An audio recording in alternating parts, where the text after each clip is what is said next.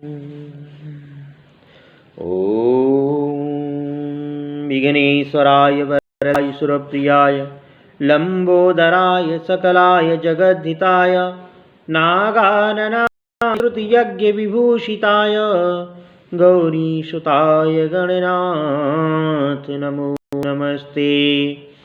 श्रीमन्नारायणे नारायणे नारायण भजमन नारायण नारायण नारायण लक्ष्मी नारायण नारायण नारायण राघव नारायण नारायण नारायण माधव नारायण नारायण नारायण राघव नारायण नारायण नारायण। प्रेम से वृंदावन बिहारी लाल की जय। अथ श्री कार्तिक मास महात्मंतर्गते त्रयत्रिंशोऽध्यायः।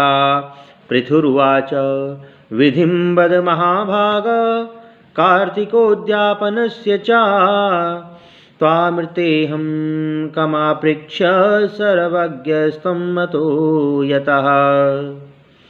पृथु बोले कि हे महाभाग, अब आप कार्तिक उद्यापन की विधि के विषय में बताइए।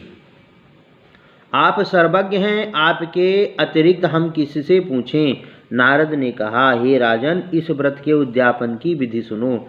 व्रत की संपूर्णता था विष्णु की प्रीति के लिए कार्तिक मास के शुक्ल पक्ष की चतुर्दशी को व्रत का उद्यापन करना चाहिए। घर के आंगन में विधिपूर्वक गोबर से लीपें, उसके बाद उद्यापन की विधि आरंभ करें। तुलसी के पौधे के ऊपर तोरण और 4 द्वारों से युक्त सुंदर मंडप बनाएं, उसे अनेक पुष्पों द्वारा सजाएं तथा चारों द्वारों पर मिट्टी के 4 द्वारपाल बनाकर अलग अलग स्थापित करें। पुण्यशील, सुशील तथा जय और विजय नामक द्वारपालों को स्थापित कर तुलसी की जड़ के समीप सर्वतोभद्र मंडल का निर्माण करें। उसमें 4 सुंदर रंगों का प्रयोग करें तथा उसके बगल में पंचरत्न युक्त कलश रखें। उस पर नारियल रखकर स्वस्ति वाचन करें। फिर गणेश आदि देवताओं का पूजन करें। तदुपरांत शंख चक्र गदाधारी था कौशेय पीत वस्त्रों से युक्त लक्ष्मी सहित विष्णु की पूजा करें। व्रती को मंडप में इंद्र आदि लोकपालों की पूजा करनी चाहिए। श्री भगवान द्वादशी को जगे थे तथा त्रयोदशी को देवताओं ने उन्हें देखकर पूजा की थी। आज तो चतुर्दशी तिथि को भगवान का पूजन, सेवा आदि कार्य भक्तिपूर्वक करने चाहिए। फिर गुरु की आज्ञा से भगवान विष्णु की स्वर्ण प्रतिमा बनाकर 16 उपचारों तथा भक्ष्य पदार्थों द्वारा पूजन करना चाहिए। तदुपरांत विष्णु के लिए सैया दान करें। हे मुनि, सैया के उपचारों को सुने। सैया स्वर्ण, चांदी अथवा चांदी द्वारा निर्मित तथा रंगीन वस्त्रों से युक्त होनी चाहिए। सैया के ऊपरी वस्त्र रेशमी धागों से निर्मित हों तथा सैया के ऊपर रुई का मोटा गद्दा होना चाहिए। गद्दे के ऊपर श्वेत शुभ्र निर्मल चादर बिछानी चाहिए। सिरोभाग में तकिया, उत्तरीय तथा पटका रखना चाहिए। सैया के बगल में जो वस्तुएं रखी जानी चाहिए उसके नाम सुनो। आसन, पादुका, छत्र, दीपक, बड़ा दर्पण, केशोत्पाटन साधन, अंजन, सलाई, केश शोधक, कैंची, छुरा, छुरी, कलावा, सिंदूर, कुमकुम, लौंग, इलायची, कस्तूरी, गोरोचन, काजल, अलक्तक, गंधोदन, बिंदी तथा गंध द्रव्य, जो कुछ स्वयं को प्रिय हो तथा जिसे स्वयं प्रयोग में लाया जाता हो, ऐसे सभी भक्ष्य तथा भोज्य पदार्थ आदि भी सैया दान के अंग कहे गए हैं। विष्णु के लिए सब वस्तुओं से युक्त सुंदर सैया देनी चाहिए। कार्तिक मास में विष्णु का नाम राधा दामोदर होता है। राधा दामोदर की प्रीति के लिए कार्तिक मास में ब्राह्मण दंपति की पूजा करके ब्राह्मणी को वस्त्र, आभूषण, उत्तरीय कंचुकी तथा अधोवस्त्र के साथ जूते भी दें। गर्म ऊनी कंचुकी, शोभाप्रद रेशमी वस्त्र, ऊनी वस्त्र तथा जंघा वस्त्र दें।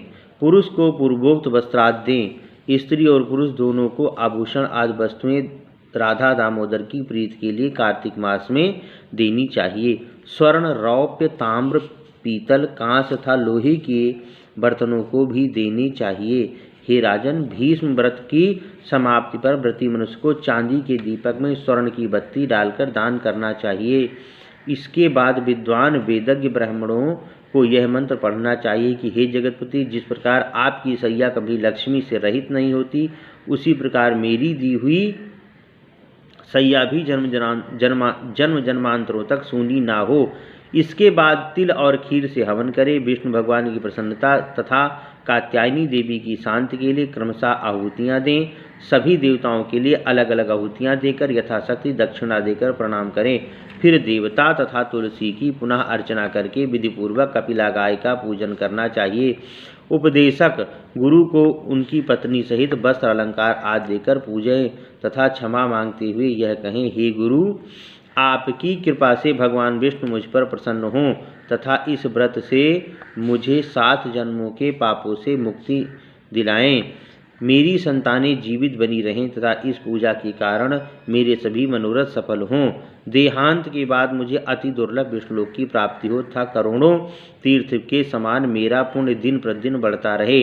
चतुर्दशी की रात्रि को 30 ब्राह्मणों को उनकी पत्नियों सहित अथवा अपनी शक्ति के अनुसार केवल एक ही को निमंत्रित कर पूर्णिमा को प्रातःकाल विष्णु की पूजा करने के बाद क्षमा याचना सहित उन ब्राह्मणों को भोजन कराने के बाद विदा करें।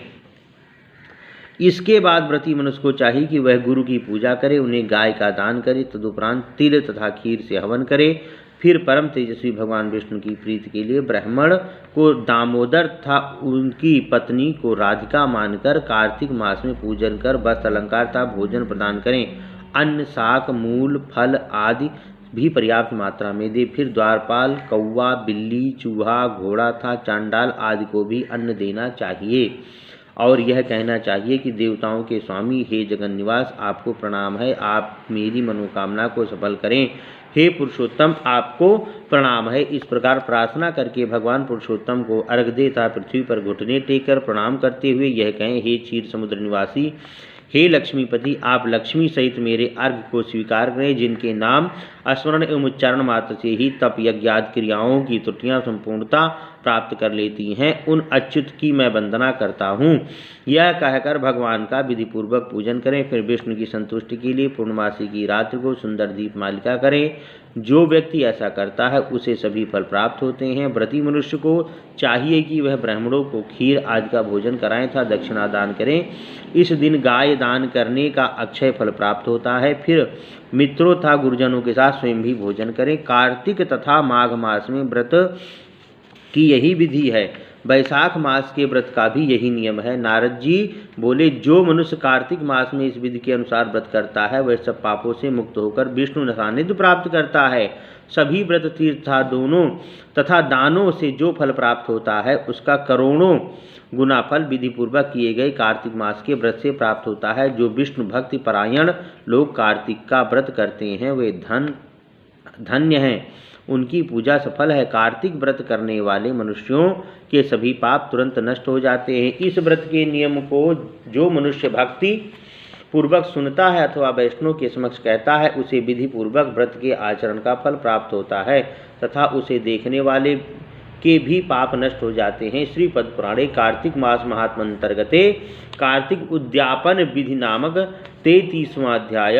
श्रीमन नारायणे नारायणे नारायण भजमन नारायणे नारायण नारायण माधव नारायणे नारायणे नारायण श्रीमन नारायणे नारायणे नारायण लक्ष्मी नारायणे नारायणे नारायण भजमन नारायण नारायणे नारायण श्रीमन नारायणे नारायणे नारायण।